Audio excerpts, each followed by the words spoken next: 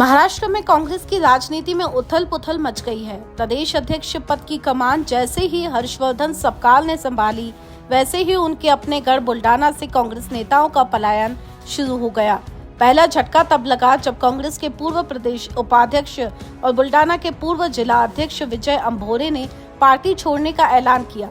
लेकिन इससे भी बड़ा झटका तब लगा जब शिवसेना विधायक संजय गायकवाड़ के नेतृत्व में कांग्रेस के बुल्डाना विधानसभा समन्वयक एडवोकेट गणेश सिंह राजपूत सहित सैकड़ों कार्यकर्ता डिप्टी सीएम एकनाथ शिंदे की उपस्थिति में शिवसेना में शामिल हो गए। नेताओं और कार्यकर्ताओं का आरोप है कि हर्षवर्धन सपकाल के नेतृत्व में कांग्रेस की जमीनी पकड़ कमजोर हो रही है। स्थानीय कार्यकर्ताओं की अनदेखी और गुटबाजी के कारण पार्टी के वफादार नेता भी खुद को उपेक्षित महसूस कर रहे हैं। एडवोकेट गणेश सिंह राजपूत और अन्य कार्यकर्ताओं ने सपकाल पर पार्टी को सिर्फ अपने करीबी लोगों तक सीमित करने का आरोप लगाया है, जिससे असंतोष की आग और भड़क उठी है। विधायक संजय गायकवाड़ ने इस असंतोष का फायदा उठाकर बुल्डाना में कांग्रेस के भीतर सुरंग बना दी। उन्होंने असंतुष्ट नेताओं को एक मंच पर लाकर डिप्टी सीएम एकनाथ शिंदे के सामने शिवसेना की ताकत बढ़ाई। इससे बुल्डाना में कांग्रेस की संगठनात्मक नींव पूरी तरह हिल गई है। बुल्डाना से उठी लहर पूरे महाराष्ट्र में। इस बगावत की आग सिर्फ बुल्डाना तक सीमित नहीं रहने वाली। सूत्रों के मुताबिक अन्य जिलों में भी कांग्रेस के कई नेता और कार्यकर्ता शिवसेना से संपर्क में हैं। अगर प्रदेश नेतृत्व ने जल्द हालात नहीं संभाले तो यह लहर पूरे महाराष्ट्र में कांग्रेस के लिए बड़ी मुश्किलें खड़ी कर सकती है। अब सवाल यह है कि हर्षवर्धन सपकाल क्या इस टूट को रोकने के लिए कोई ठोस कदम उठाएंगे या फिर यह बगावत कांग्रेस के लिए हार का कारण बनेगी। फिलहाल बुल्डाना की सियासत में मची हलचल से इतना साफ है कि महाराष्ट्र की राजनीति के आने वाले दिन बेहद दिलचस्प होने वाले हैं। शिवसेना के विधायक संजय गायकवाड़ ने कांग्रेस में सुरंग लगाई है। जो प्रदेश के नए अध्यक्ष बने हैं पूर्व विधायक हर्षवर्धन सपकाल, इनके ही होम टाउन से ये सुरंग संजय गायकवाड़ ने लगाई। कांग्रेस के जो पूर्व जिला अध्यक्ष और फिलहाल के प्रदेश उपाध्यक्ष थे विजय अंभोरे, इन्होंने पत्रकार परिषद लेकर कांग्रेस छोड़ने का ऐलान किया। और उसके बाद जो विधानसभा क्षेत्र के समन्वयक है कांग्रेस के गणेश सिंह राजपूत, इन्होंने भी कांग्रेस छोड़ी है। जो डिप्टी सीएम है एकनाथ शिंदे, इनके हाथों से सैकड़ों कार्यकर्ता का शिवसेना में दाखिला हुआ है। इस संदर्भ में बोलने के लिए हमारे साथ में खुद एडवोकेट गणेश सिंह राजपूत है, जिनसे हम चर्चा करेंगे कि उन्होंने कांग्रेस क्यों छोड़ा। गणेश जी, आपका स्वागत है न्यूज़ फर्स्ट में। आपने कांग्रेस छोड़ा है, आप जब से जन्मे जब से कांग्रेस में ही थे, लेकिन अचानक ऐसी क्या बात आ गई कि आपको कांग्रेस छोड़ना पड़ा? जवळपास 2012 पासून मी सक्रिय राजकारणामध्ये आहे। त्यापूर्वी मी माझे वडील मुक्तार सिंह राजपूत यांच्या समवेत राहून मी राजकारणाचे सर्व गोड अनुभव घेतलेले आहेत।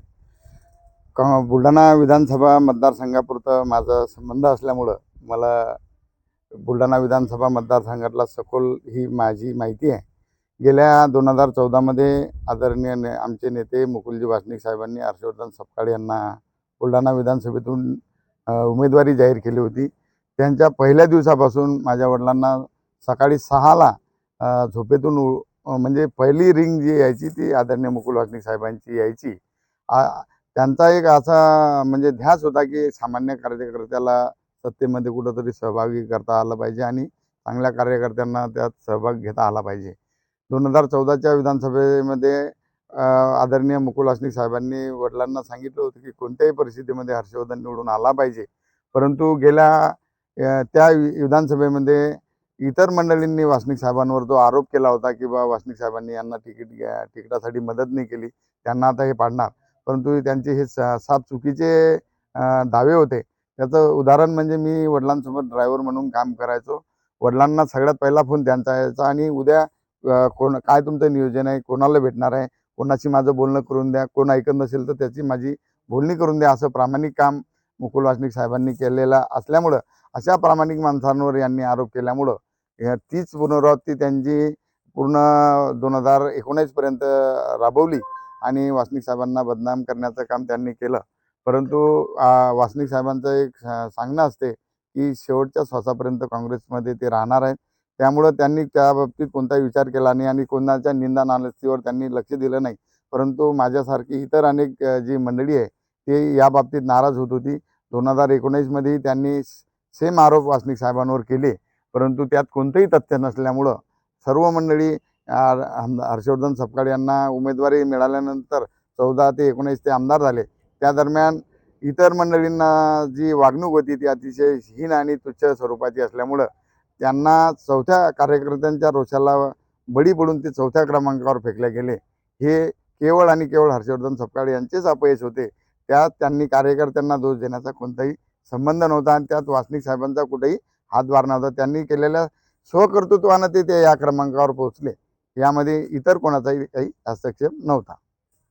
नाही, पण तुम्ही काँग्रेस सोडली, तुम्ही मूळचे काँग्रेसमध्ये होते, तुमचे वडील काँग्रेसमध्ये आहे, तुमचा पूर्ण परिवार काँग्रेसमध्ये झालेला आहे आणि तुम्ही आता नेमकी काँग्रेस सोडली, शिवसेनामध्ये गेले. तर मूळ मूळ कारण काय? काय सांगू शकता याच्याबद्दल? हर्षवर्धन सपकाळ साहेब यांनी जी एक कलमी कार्यक्रम या बुलढाणा विधानसभा मतदारसंघात राबवला आहे, त्यांचे संबंध राहुलजी गांधी यांच्या समेत घनिष्ठ असल्याचे ते इथं सांगतात. त्यांचे संबंध असतीलही, परंतु त्याचा असा गैरअर्थ त्यांनी काढू नये की बा काँग्रेस ही आपल्या बापाची आहे आणि आपण म्हणू तोच कार्यकर्ता इथं राहील आणि आपण ज्याला लाथ मारायची त्याला लाथ मारायची, अशी त्यांची जी वागणूक आहे या वागणुकीला कंटाळून माझ्यासह सर्व इतर मंडळी ही काँग्रेस पक्षावर नाराज आहेत. त्यामुळं हळूहळू एक एक एक एक एक एक असे नाही, करून पण तुम्ही थेट असं सांगा ना की काँग्रेसने प्रदेशाध्यक्ष पद जे आहे हर्षवर्धन सपकाळ यांना दिल्यामुळे तुम्ही नाराज झाले म्हणून तुम्ही काँग्रेस सोडली, असंच म्हणायचं आहे ना तुम्हाला? नाही नाही नाही मुळेच नाही. त्यांना जे अध्यक्षपद मिळालं ते त्यांचं त्यांचं काय असेल ते पक्ष नेतृत्वाचा निर्णय, त्यांना आमच्यासारख्याचा कुठेही हातभार नाही आहे. परंतु त्यांची जी सामान्य कार्यकर्त्यासोबतची वागणूक जी आहे ती अतिशय चुकीची असते. त्यामुळं सर्व मंडळी नाराज होऊन ही काँग्रेस पक्षाला रामराम ठोकत आहे. त्यामध्ये त्यांचा आणि त्यांचाच हातभार आहे. ती कार्यकर्त्यांना त्यांची जी वागणूक आहे ती कार्यकर्त्यांना अतिशय तुच्छ असते. त्यामुळं सर्व मंडळी नाराज होऊन ती इतर पक्षामध्ये प्रवेश करीत आहे. तुम्ही मुकुल वासनिक यांना मानणारा वर्ग आहे तुमचा सगळा. तुम्ही मुकुल वासनिकवर खूप तुमचं प्रेम आहे.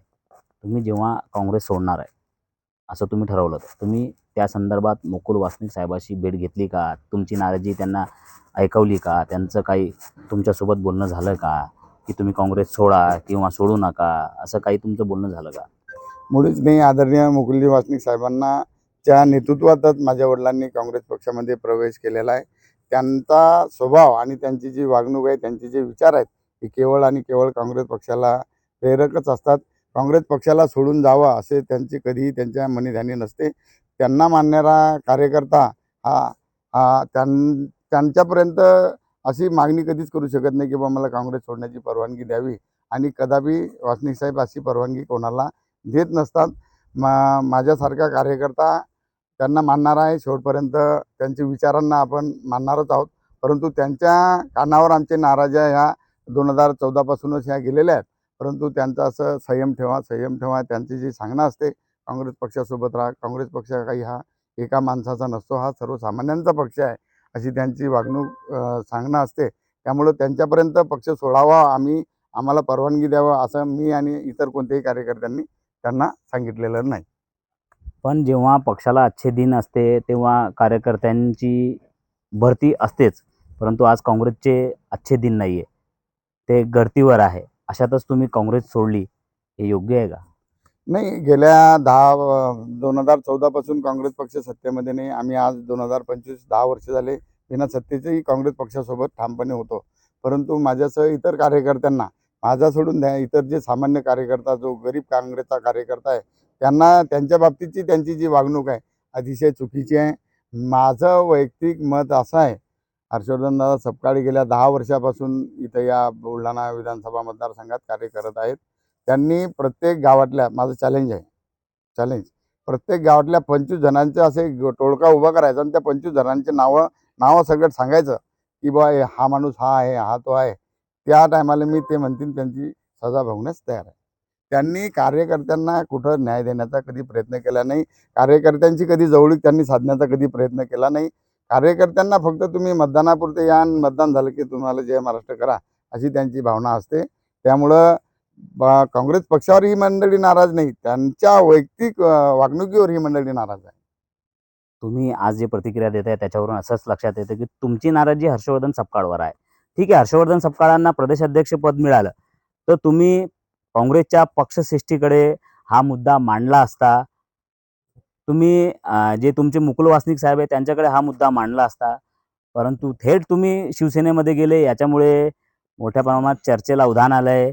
असंही म्हटलं जातंय की तुम्ही विधानसभेच्या अगोदरच जे धर्मवीर आमदार संजय गायकवाड आहे त्यांचं तुम्ही काँग्रेसच्या विरोधात जाऊन काम केलेलं आहे, हे सत्य आहे का? मुळीच नाही. आदरणीय धर्मवीर आमदार संजयभाऊ गायकवाड यांचे आणि माझ्या परिवाराचे गेल्या 25 वर्षापासून संबंध आहेत. माझ्या वडिलांना ते आदर्श मानतात, यात कुठेही शंका नाही. परंतु मी ज्या समाजाचा घटक आहे आणि मी ज्या देवदेवतांना मानतो त्या देवदेवतांची शपथ घेऊन सांगतो की मी आजपर्यंत संजयभाऊ गायकवाड यांना एकदाही मतदान केलेलं नाही. परंतु संबंध हे संबंधाच्या ठिकाणी असतात आणि पक्ष हा पक्षाच्या ठिकाणी असतात. माझ्या वडिलांनी सांगितलं आहे की पक्ष ही माय असते आणि सत्ता ही बाप असतो. परंतु इतर जी मंडळी आहे पक्ष सत्तेला माय आणि बापातला फरक ही मंडळी समजत नाही आणि सत्ता आली की ही मंडळी माती येतात आणि सत्ता गेल्यानंतर खाली येतात. परंतु संजू गायकवाड यांनी मला कधी त्यांच्या 5 निवडणुकीमध्ये माझं त्यांचं स्वतःचं काम करावं असं कधी म्हटलेलं नाही. संबंध हे आमचे आणि त्यांचे पारिवारिक होते आणि आहे आणि राहणार. परंतु त्यांनी गेल्या 5-7 वर्षापासून जे बुलढाणा विधानसभा मतदारसंघात अतिशय चांगल्या पद्धतीने कामं सुरुवात केलेली आहे. सर्व समाजातील, सर्व थरातील, सर्व मंडळींना सामावून घेण्याची त्यांची जी भूमिका असते त्यामुळंच त्यांना दुसऱ्यांदा विजयी ते झालेले आहेत. या विजयामध्ये पहिल्या आणि दुसऱ्या विजयामध्ये आमचा कुठेही सहभाग नव्हता. दुसरे पक्ष आहे तिथेही गेले असते तुम्ही. संजूभाऊने अशी काही जादू केली? काय कमिटमेंट दिलं तुम्हाला की तुम्हाला संजूभाऊच्या वरच विश्वास बसला आणि तुम्ही शिवसेनेत प्रवेश केला? धर्मवीर आमदार संजूभाऊ गायकवाड यांचे आणि माझे 2 भाऊ आम्ही बसलो तेव्हा त्यांनी मला सहज विचारलं की बा तुम्हाला आता काय अपेक्षित आहे. आमच्या दोन्ही भावांच्या तोंडून असं एकच आलं की आम्हाला फक्त प्रेम पाहिजे आणि तुम्ही आम्हाला प्रेम द्या, आम्ही तुम्हाला प्रेम देऊ. कोणतीही कमिटमेंट त्यांनी मला दिली नाही, मी त्यांना मागितली नाही. त्यांच्या कार्यकर्तृत्वावर विश्वास ठेवून आणि त्यांचे माझे पारिवारिक संबंध असल्यामुळं आम्हाला त्यांची निवड आणि मतदारसंघातील जी काँग्रेसची इतर जी मंडळी नाराज आहे त्यांच्या आग्रहामुळे आम्ही शिवसेनेमध्ये संजूभाऊ गायकवाड यांच्या नेतृत्वात नेमकी नाराजी काय? आता मी तर सांगितलंय तुम्हाला की त्यांनी ती कार्यकर्त्यांना जी वागणूक दिली आहे ती एकदम चुकीची वागणूक आहे. त्यांना राहुलजी गांधी यांच्यासमोर त्यांचे संबंध आहे त्यामुळे ते इतर मंडळींना दाबून पाहण्याचा त्यांचा जो नेहमीचा पायंडा असतो तो त्यांनी कायम ठेवल्यामुळं ज्याला थांबायचं काँग्रेस पक्षाच्या समन्वयाच्या बैठकीमध्ये ते सांगतात ज्यांना थांबायचं त्यांनी थांबावं, ज्यांना जायचं त्यांनी जावं. असं नसते. पक्षाला दिवस चांगले आणण्यासाठी आपल्याला सर्व कार्यकर्त्यांना समजावून सांगून त्यांना त्यांची कुठं नाराजी असेल तर ती दूर करून त्यांना प्रवाहात ओढण्याचा प्रयत्न त्यांच्यासारख्या नेतृत्वानं करायला पाहिजे. परंतु त्यांच्याकडून असं कोणतेही कार्य न झाल्यामुळं सर्व मंडळी ही अनेक वर्षापासून नाराज आहेत. 2019च्या विधानसभेमध्ये जेव्हा त्यांना तिकीट मिळालं तेव्हा ज्या मंडळींनी 14 मध्ये त्यांना मदत केली होती ती मंडळी जवळपास अर्धी मंडळी 19 मध्येच घडून गेलेली होती. आता तीच मंडळी आता 24 पर्यंत जर त्यांना तिकीट मिळालं असतं तर निश्चितच अतिशय विदारक परिस्थिती आपल्याला पाहायला मिळाली असती. संजूभाऊ गायकवाड यांनी त्यांच्या अनेक भाषणांमध्ये सांगितलं होतं की मी 1.25 लाख मताने निवडून येईल. त्यांना ते अपेक्षितच होतं की हर्षवर्धनदादा सपकाळ यांनाच ते तिकीट मिळेल. परंतु त्यांचं तिकीट उद्धव ठाकरे साहेबांनी उभाटाला ठेवल्यामुळं या मतदारसंघाला ती नामुष्की पाहायला मिळाली नाही. तुमच्या प्रतिक्रियेवरून माझ्या मनात एक महत्त्वाचा प्रश्न आला. तो प्रश्न असा आहे की हर्षवर्धन सपकाळ प्रदेशाध्यक्ष झाले. राज्याची काँग्रेस ते वाढू शकणार की कमी करणार, याचा स्पष्ट उत्तर तुमच्याकडून अपेक्षित. गेल्या 2014 पासून बुलढाणा विधानसभा मतदारसंघामध्ये काँग्रेस पक्षाची ही गच्छंतीच झालेली आहे. अशा नेतृत्वाला महाराष्ट्र प्रदेशचं अध्यक्षपद मिळालं तर बुलढाणा विधानसभेपेक्षा जास्त विदारक परिस्थिती आपल्याला महाराष्ट्रात पाहायला मिळेल एवढं तुम्हाला सूचक मी सांगतोय. जे तुमचे नेते आहे मुकुलजी वासनिक आणि जे संजय राठोड आहे ते पण तुमचे नेतेच आहे. संजय राठोड देखील नाराज आहे, जसे तुम्ही नाराज आहे तसे. ते पण याच मनस्थितीत आहे का पक्ष सोडण्याच्या? माझी जी भावना आहे ती आदरणीय संजयभाऊ राठोड यांची सुद्धा भावना आहे. कार्यकर्त्यांना कुठंतरी न्याय भेटला पाहिजे. न्याय नसेलही मिळाला तर त्यांना सन्मानाची वागणूक ही मिळाली पाहिजे. पक्ष हा माझ्या बापाचा आहे, मी म्हणेल ते करेल, तर असंच तुम्हाला करावं लागेल. ही भूमिका कार्यकर्त्यांना पटत नसल्यामुळं ही सर्व मंडळी त्यांच्यावर नाराज आहे. त्यांच्यामध्ये अतिशय म्हणजे त्याला म्हणता येईल कडक कडक म्हणता येईल अशी कडक रोष जो आहे तो त्यांच्याबद्दल सर्व मतदारसंघामध्ये निर्माण झालेला आहे. जे कार्यकर्ते हुजरीगिरी करतात, जे कार्यकर्ते खर्च करतात, अशाच मंडळींना त्यांनी जवळ केलेलं असल्यामुळं जो प्रामाणिक कार्यकर्ता आहे, जो गरीब कार्यकर्ता आहे, तो काँग्रेस पक्षापासून दूर होत आहे. याला कारणीभूत फक्त आणि फक्त हर्षवर्धनदादा सपकाळ हेच आहेत. तुमची नाराजगी, संजय राठोड यांची नाराजगी, आता प्रश्न आला मुकुल वासनिक साहेबांचा. मुकुल वासनिक देखील नाराज आहे त्यांच्या प्रदेश अध्यक्षपद मिळाल्यामुळे. असं काही बोलणं झालं होतं, असं काही वाटलं तुम्हाला कधी? नाही, या बाबतीत मी काही ऐकून नाही, परंतु ते नाराज असतील नसतील मला ते काही माहिती नाही आणि मी तशी शहानिशासुद्धा केली नाही. माझा जो विषय हा बुलढाणा विधानसभेपुरता मी मर्यादित आहे आणि सर्व ज्येष्ठ मंडळी तिथं असतात. त्यांच्यात काय झालं असेल, काय नसेल झालं याबद्दल मला माहिती नाही. परंतु माजी मुख्यमंत्री पृथ्वीराज चव्हाण यांनी एक मुलाखतमध्ये सांगितलं होतं की काँग्रेस पक्षाचा कोणताच ज्येष्ठ नेता प्रदेशाध्यक्षपद स्वीकारायला तयार नसल्यामुळं हर्षवर्धन सपकाळ यांना प्रदेशाध्यक्षपद दिलं गेलं आहे. तुम्ही आता आमच्या माध्यमातून जे काँग्रेसचे हायकमांड आहे त्यांना हर्षवर्धन सपकाळ यांच्या संदर्भात काय मागणी करणार आहे, काय आव्हान करणार आहे, काय विनंती करणार आहे? काँग्रेस पक्षाला जे वाईट दिवस मागील काळात आलेले आहेत, या वाईट दिवसांचे कारण नेत्यांसमोर जी चांडाळ चौकडी असते, जी सल्लागार मंडळी असते, यांना कुठंतरी आवर घातल्या गेला पाहिजे.